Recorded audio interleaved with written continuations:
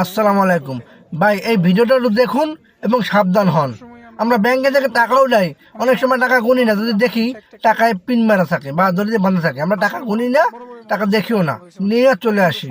কিন্তু আমরা মারাত্মক ভুল করি। এই যে দেখুন কি পরিমাণ প্রতারণা করে ব্যাংকওয়ালারা। ব্যাংকের ভিতরে চোরের অভাব নাই, দেখেন। আবার এটা কিন্তু পিন করা বান্ডিল, এই যে পিন, এই যে পিন করা বান্ডিল, তো এটা বাইর করো।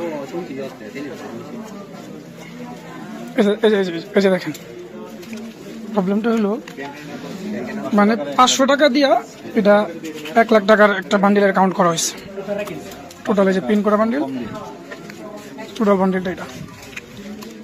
রাব্বি আবারটা গুলো